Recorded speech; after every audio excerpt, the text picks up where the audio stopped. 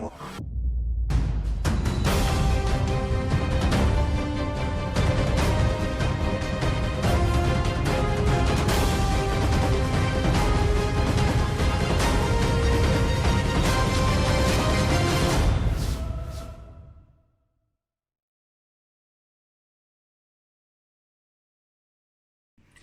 everybody, it's Guiding Halo.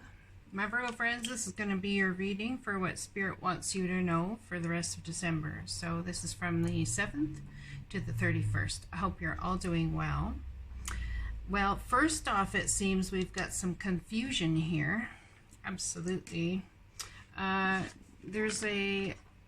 it's about night times. You could be dreaming and getting certain messages from the divine. Let's see what that card is about. Night themes. Times. I don't know how you say that.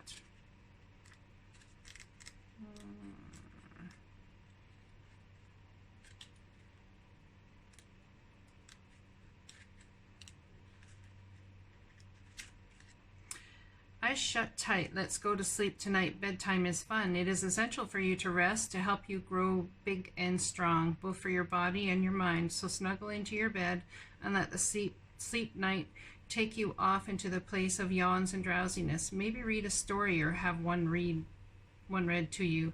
Good night hugs and kisses help you to drift off to your night world. Vibrational earth children enjoy bedtime because it's a magical part of their day. So it's about getting the rest you need, I would say. It's about, by looking at this card for myself, I would take it as dreams coming to you while you sleep. It's the things that you put in your mind before you go to sleep that manifest in some sort of way. But it's like divine intervention or something coming in there.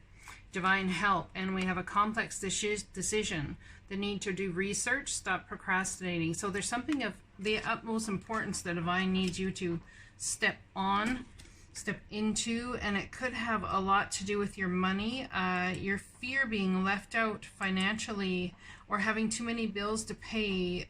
You fear being able to afford your life, and this could have been for the last 7 years, 7 months. This situation has been occurring, and it's really been weighing very heavily on you. It's about self-employment and stepping into self-employment perhaps, or if you are already self-employed, this could be the fears involved with taxes to pay or bills to pay back. You fear being overpaid in some way, that you have to pay the funds back, or you fear just simply not having enough because you are in self-employment. And then we have this card here along that line of thought and trajectory is, I am patient, knowing that whatever is of the highest good is coming to me. So understanding that regardless of what happens, the highest good is going to happen for all here, and the divine has your back with this Wheel of Fortune. Now, the Lovers is all about decision. Perhaps you're concerned about how a love situation and a decision about this is going to affect your financial life. The Lovers, Archangel Raphael, intimate relationships, carefully weigh your decisions, good health. So it's about deciding what you want to put time and effort into, what can you afford to put time and effort into. Now, there's a complex decision here, but it seems that the Wheel of Fortune is going to help you. It's going to spin in your favor, giving you a little bit of extra time to ponder and create, or to make that decision. Now, there's competing goals and competing values going on here. And knowing that the divine is going to bring the highest good to fruition for you, there's an angel here that's helping you. This could be about someone finding out that in the next 6 months or 3 months, 7 months, that's when this could all come to fruition, being this woman here is birthing something new. So the Lovers scenario, you fear being left out in the cold, you fear lack of communication. I think you may even fear that there's nefarious nonsense going on that somebody is leaving you out in the cold in some way. You feel that you don't know the truth in a scenario. I see you taking a break, going into meditation, thinking about things, spending some quiet time alone, very possibly, before you decide whether you're going to fight that battle or not, or just walk away. Because this is a battle that's going on within your mind and within your soul, as opposed to love. Perhaps you feel that you've been left out in the cold, or left a lot by people that you loved and cared about, and they've just stabbed you in the back. Not caring about your ultimate demise, and understanding that there needs to be some sort of mind or knowledge change here, and time for rest where that's concerned. Perhaps it's time to focus on your finances, build something financially stable for you and your children if you have them. Let's read the Shadow Queen here. Acquiring knowledge, insecurity, and manipulation. Card number 16, which equals a 7. Now, let's keep in mind, we have 2 7s, so 3 7 cards here. So there's something very spiritual going on in what you're learning in regards to your funds, money, and love relationships. Okay, where's my book? There it is. All right, so we have the card marking this is Question Quest. So acquiring knowledge, insecurity, and manipulation. So out of insecurity, we tend to try and manipulate circumstances. Lack of knowledge, we tend to try and manipulate circumstances. See, these cards are mirroring each other. Intimate relationships, carefully weigh your decisions is mirroring I am patient, knowing that whatever is in the highest good is coming to me. Okay? So we're asking questions here. There's concerns about things.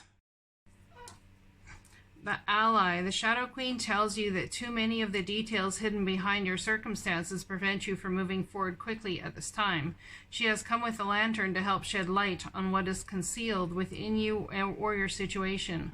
This is a time to wait for more to be revealed. Perhaps you lack clarity in the knowledge of how to proceed with the subject of your inquiry. It's time to educate yourself a little more about your intention, and then put that information to work for you. The Shadow Queen asks that you dig deep to gain strength, and that you have the courage to ask someone in the know to shed light on circumstances. She promises to send that person to you. Beware of moving too quickly in the dark, as you will likely trip and fall and have to start again.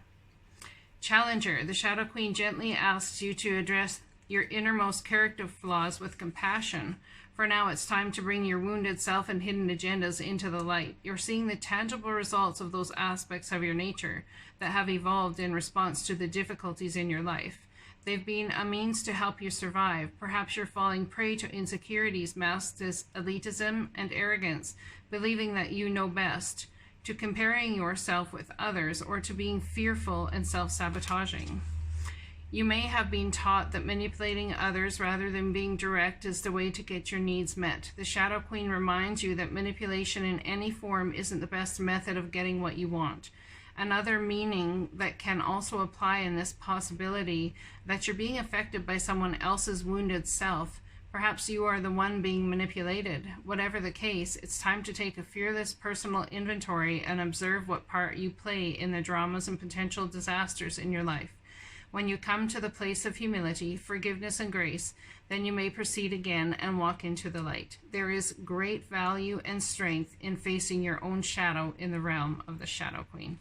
So it's about dealing with our shadow sides, dealing with the things that we've presented to the world or whatever based on our shadow sides and how we feel about the outcome of those types of things. All right, let's get a card here. Give us best advice. Give us best advice. That one? Okay. Your guidance is divinely guided. Akasha. Okay, let's read that one. These ones can be a little difficult for me to find because they're in separate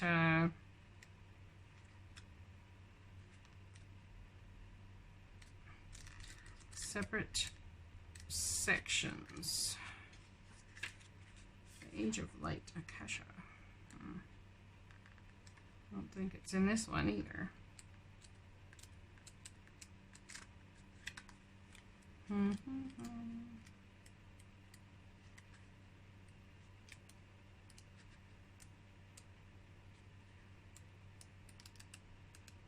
I don't even see it in there. How about that? So this is about a shadow situation that has to deal with past lives, your Akashic records. I'm going to pause this while I search. I found it. Akasha exists in the fifth dimension and the library of souls. All soul contracts, history, gifts, lessons, and more exist here. We each have access to this information of the past, present, and future, and can tap into it at any time. While we have free will, there are also points on the timeline of our lives that are predestined or pre-planned. Soul contracts or agreements that were made before incarnating. It could be a company you choose to work for, a relationship you plan to have, or a person you agreed to mentor or help. Whatever it is, know that it is divinely guided and will not bypass you. If you are waiting for a sign to proceed, this card is it. You are likely giving out an important part of your soul's journey, and you're likely living out an important part of your soul's journey, and you are exactly where you need to be. This is very exciting indeed. It is time to call in the support of your helpers, both in the physical realm and the spirit world, to trust the signs coming, to take note of your dreams, to notice any feelings or vision that you receive, for you are tapping into the wisdom of the Akasha, and you are being given the go-ahead to proceed. So there's something that there's fear about proceeding with, but yet you're being given the go-ahead to proceed in that nature with the same thing that you're asking about. Get advice from the divine here. Advice from the angels. It's a good time to give birth to new ideas and situations in your life. I am watching over you and guiding you, protecting you during these changes. Time out. You've been so busy taking care of everyone else's needs, but now it's time to stop and take care of yourself to help heal the situation, see the other person's point of view with compassion. So I hope this resonates with you guys. It's about being compassionate while also honoring yourself. There's new situations you can give birth to. Trust that it's part of your journey, things that just come to you magically. Trust that they're there for your soul's growth, you know, regardless of how long they last, regardless of what's going on. And enjoy. Life is to be enjoyed. Absolutely. There's confusion going on, I get it, but in some way, shape, or form, we need to trust that whatever's happening here, that we will, if we're being manipulated, that we will see the truth.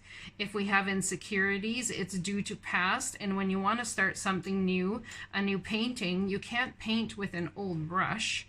You must have a new brush, otherwise you leave little hairs on the canvas. You know, you leave little hairs on the canvas. And when you start into a new relationship, new job, whatever, you've got to go in with the utmost of trust that the divine has got you in the perfect place, regardless of how many little brush pieces that you bring with you in your emotions or about your finances, in the mental body, all these things that you bring with you from the past. We don't want to paint the new situation with an old brush. We want to keep all of those thoughts at bay. But if they do come along, trust that the divine will help you spot them, help you see red flags, or help you see the green flags as to where to go and where to avoid. I hope you're all doing well, and we'll talk to you again soon.